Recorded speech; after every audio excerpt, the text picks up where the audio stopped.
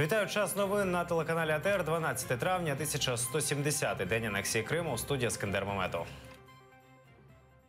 Апеляційний суд залишив у силі запобіжний захід для Миколи Мартиненка. Відхиливши скаргу спеціалізованої антикорупційної прокуратури, суд залишив екс-народного депутата на поруках депутатів і міністрів.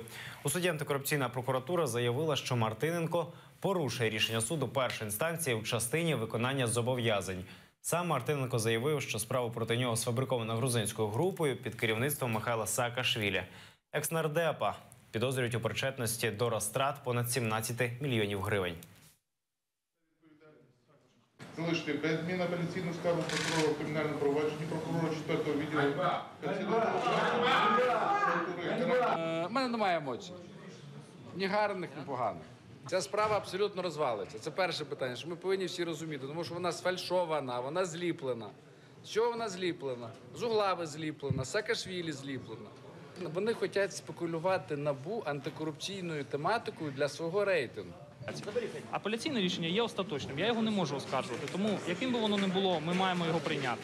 По суті, буде, коли суд призначить судовий розгляд, коли буде направлено обвинувальний акт. По цій справі його допитували, але його покази, його право відмовитися від їх дачі, воно є безумовним, ми не можемо цьому завадити. Він відмовився? Він мав намір бути допитаний, але його покази, скажімо так, не мали суттєвого змісту для ходу досудового розслідування. До початку судового засідання під будівлею суду зібралися активісти з Національного корпусу. Коли Мартиненко піднімався до суду, йому під ноги кидали дрібні гроші.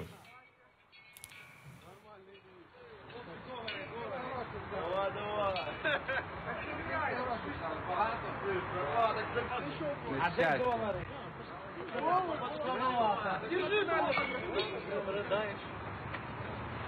Передаєш. 2 місяці арешту. Таке рішення ухвалив суд щодо одного з учасників зіткнень під час масових заходів 9 травня в Дніпрі. Ще один визнав свою провину і пішов на співпрацю із слідством. 9 та 10 травня поліція затримала 7 підозрюваних у хуліганстві, організації масових заворушень та нанесенні травм учасникам мітингу 9 травня. Під час ходи до монумента слави представників Соціалістичної партії та Опоблоку між ветеранами АТО, охоронною і поліцією сталася бійка. Наступного дня міністр внутрішніх справ звільнив керівників поліції Дніпра та Дніпровської області. В рамках цих кримінальних проваджень нами встановлено ще 15 осіб, можливо, причетних до цих подій.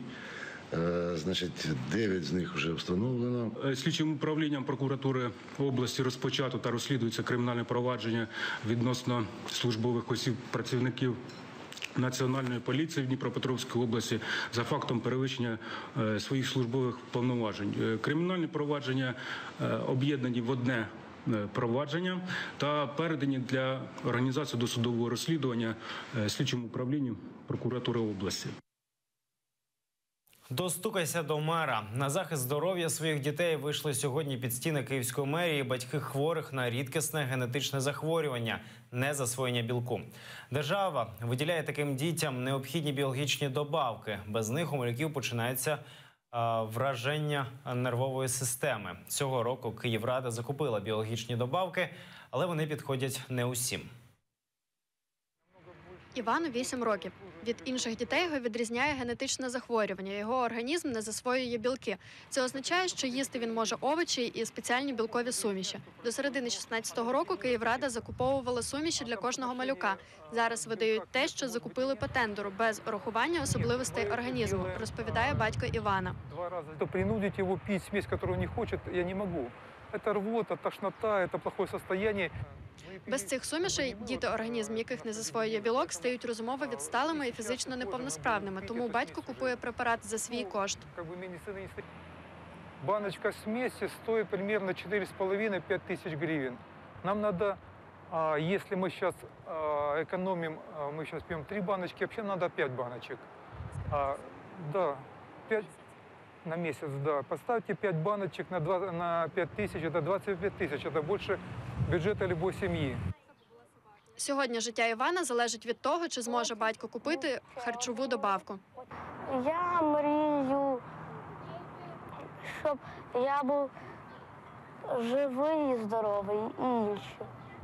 Батьки зі своїми хворими дітьми прийшли під Київську міську адміністрацію, щоб дізнатись, чому ніхто не закуповує біологічні суміші, які підходять їх дітям.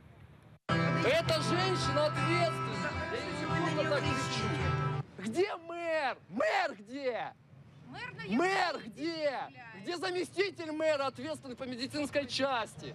Сюда их быстро, к ним дети пришли, которых они накормить не могут. Мы против того, чтобы закупались смеси, в качестве которых мы не уверены. Закупаются смеси, которые не применяются ни в одной стране, но, по крайней мере, европейской или близлежащих стран. Відповідно до чинного законодавства, все на 100% виконано саме в правовому полі.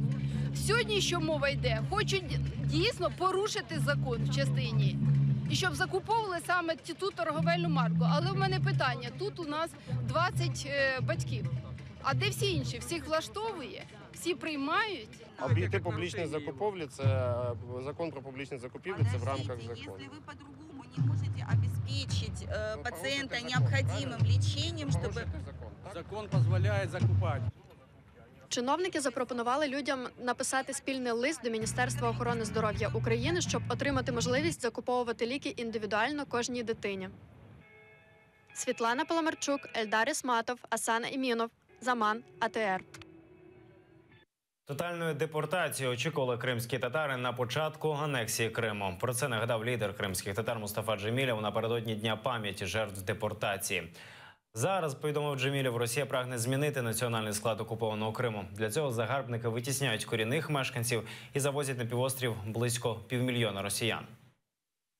Ми, взагалі-то, первые дни ожидали тотальной снова депортации, потому что были такие слухи, была такая информация, но потом выяснилось, что там мнения в Кремле в отношении крымских татар разделились на две части. Одни считали, что надо как-то договориться, купить, запугать там лидеров Меджлиса крымско-татарского народа, чтобы они проявили лояльность, согласие с оккупацией.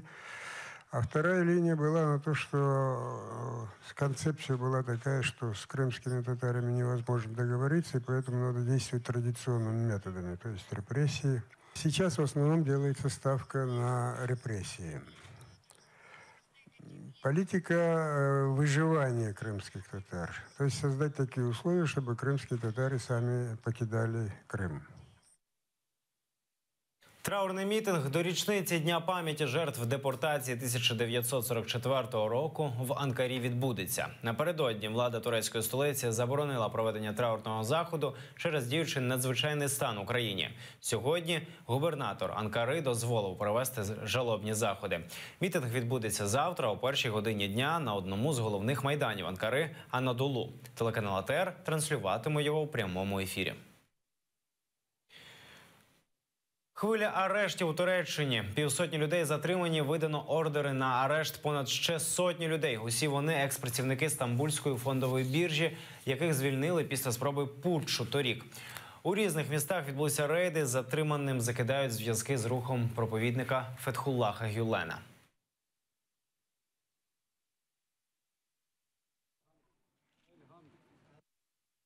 «Поверніть мені роботу». Демонстрація з таким гаслом відбулася в Анкарі. Її ініціатори – держслужбовці, що втратили роботу під час хвилі масових звільнень після спроби заколоту у Туреччині торік. Серед страйкувальників двоє освітян, які на знак протесту голодують 64-й день, повідомляє Євроньюз. За цей час викладачка літератури Нуріє Гюльмен втратила 8 кілограмів, а вчитель початкової школи Селіх Озакча схуд на 17 кілограмів. Ми хочемо показати, що неприпустимо звільняти з роботи таким чином. Вимагаємо, щоб нікого більше не звільняли згідно з декретом про надзвичайний стан.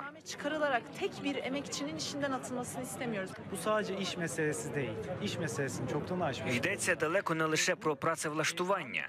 Звільнення за декретом про надзвичайний стан ставить на людині клеймо. Мовляв, він сякий, такий. Це неприйнятно. Унаслідок спроби путчу у Туреччині торік у липні близько 120 тисяч людей були відсторонені від роботи або звільнені, понад 40 тисяч заарештовані. Офіційна Анкара відповідальність за тодішні події поклала на опозиційного ісламського проповідника Фетхулаха Гюлена, який вже 18 років мешкає у Сполучених Штатах Америки. Гюлен звинувачення у спробі заколоту відкидає. Оголосили імена переможців другого півфіналу Євробачення-2017. Окрім цих переможців, завтра на сцену Євробачення вийдуть представники Франції, Німеччини, та Італії та Іспанії, Великобританії як країни-організаторів конкурсу та Україна як країна-переможниця минулорічного конкурсу. Хто з конкурсантів пройшов у фінал, знає Ельвіна Сідбулаєва.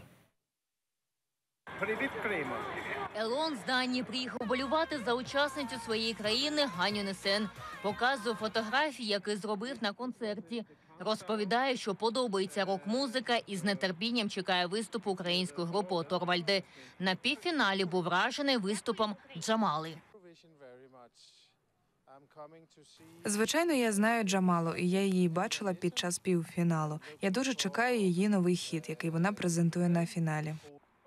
Ірина та Володимир на квитки Євробачення витратили 1600 гривень. З собою взяли 3 дітей. Нам понравилась Белоруссия, потому что они пели на родном языке, и Румыния.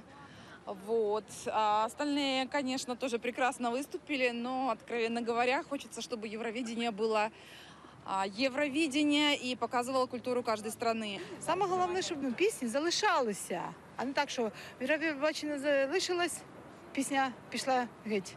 Другий півфінал відкрили артисти музичного колективу GRT. Вони виступили разом з ведучими.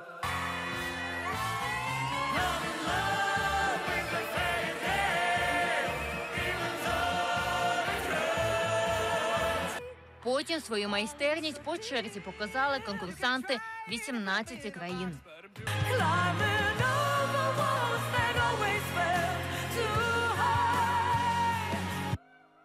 Представник Болгарії Крістіан Костова відзначився тим, що під час окупації співав в Криму. Тоді фіналіст першого сезону російського шоу «Голос» приймав участь в концерті на честь Дня захисту дітей в Кримському Артеку. Тоді йому було 14 років.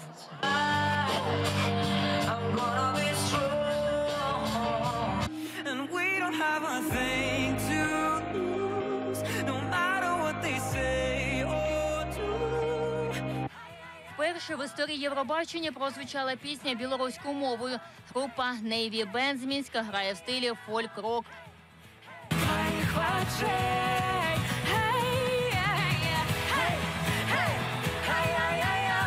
На співачку з Македонії Яну Борчевську чекав несподіваний сюрприз в прямому ефірі Євробачення. За результатами голосування і оцінок журі фіналістами стали конкурсанти з Болгарії, Білорусі, Хорватії, Угорщини, Данії, Ізраїлю, Румунії, Норвегії, Нідерландів та Австрії. Стали відомі імена переможців другого півфіналу. 20 конкурсантів зустрінуться 13 травня.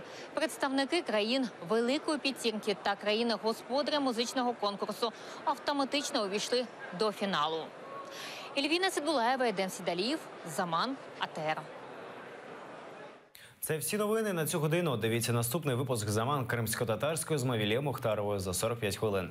Ефір продовжує програма «Бугун». Сергій Щербина та Христина Бондаренко говоритимуть про вбивство Павла Шеремета із журналістами Дмитром Гнапом та Севгіль Мусаєвою. Будьте з АТР. На все добре.